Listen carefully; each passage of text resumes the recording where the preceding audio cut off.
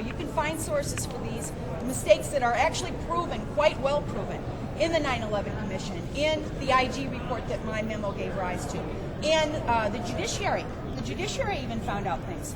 Okay, and there's other things that we have not yet found out. And the things I do know about already are negligent, and they are bordering, some of them are so serious that they could be bordering on recklessness, reckless mistakes. Absolutely.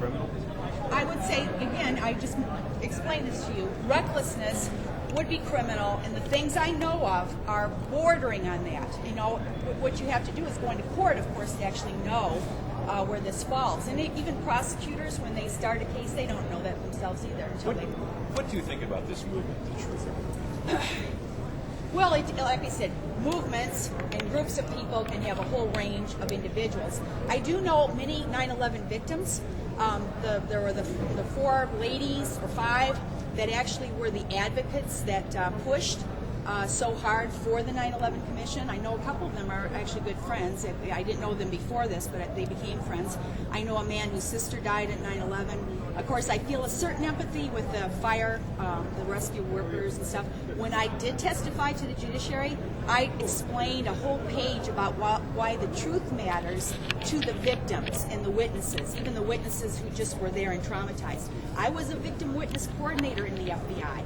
For many years, I dealt with, Native Americans who had been raped and all these types of things. And I know that if they are unable to get the full truth, even if it's, a robbery, people can't rest.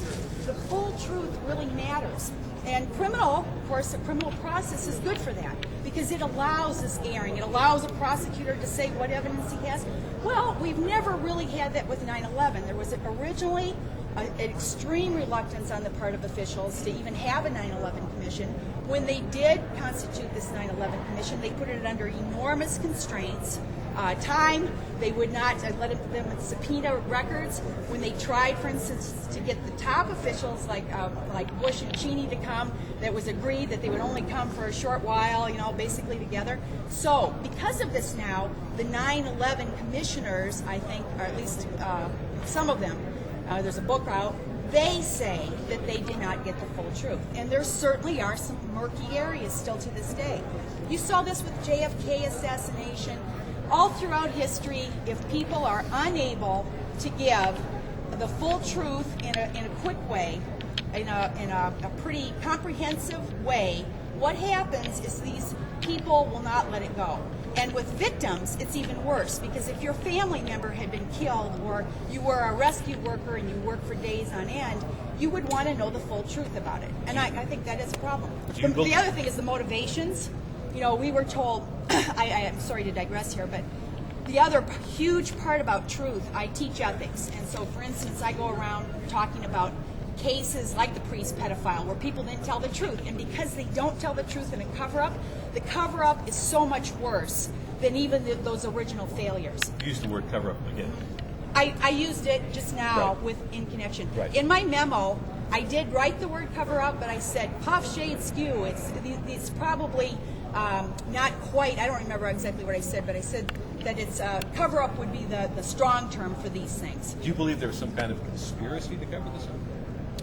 Well, it all depends on what you mean by conspiracy. But did people actually discuss what they were going to say? Yeah, I think that's true. To cover I things know, up? I know that's true.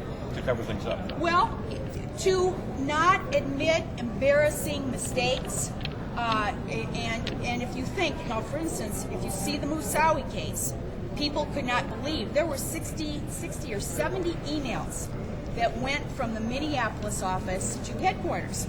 So people would say, well, how in the heck do you think you could actually tell people that you did everything right when there are these 60 emails?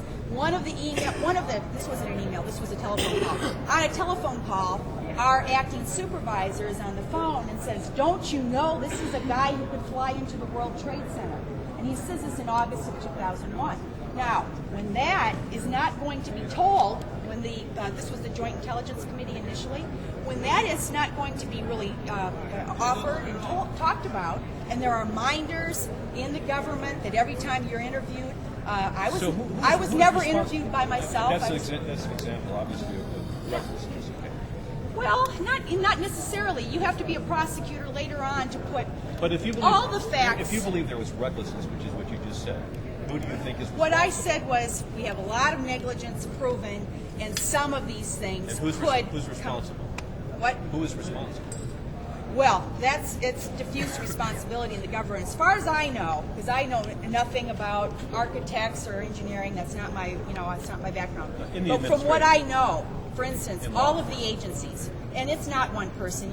You say, President Bush, he's the one. It's him. No, this is the Federal Aviation Administration who did not take some warnings seriously enough, and they could have, for instance, So it's a whole bunch of agencies. Lots, the visa stampers, the State Department, and what you have is You're those talking about systemic failure, right? well, different failures that interlock with each other. And when that happens, people have a mutual reason not to tell the truth. So, for instance, I'll just give you an example. Our one mistake, this is one of thousands of mistakes. One mistake in the Moussaoui case is that the draft declaration was not read. Okay, pretty significant if you think, you know now that these pages of facts about why you're seeking an emergency warrant turn out eventually, after prodding and asking and again, reluctance to tell the truth, finally it turns out they were not read by the lawyer in the FBI who had the duty to send those over to the Department of Justice. Okay, it's a very serious mistake. And of course it should be fixed, and it should be fixed quickly because you don't want to repeat that kind of mistake. But the reason why that mistake wasn't admitted quickly was because there was someone else involved who had made a separate mistake. You know who that was? The person who had not allowed the lawyer to read it. He had verbally briefed. So that person says something in order to protect other people. The person who makes the mistakes, of course, has an incentive not to tell the truth. And, this happens because if everybody says, well, when I wrote the memo, the line, the national press media line was 9/11 could not have been prevented. That was said repeatedly.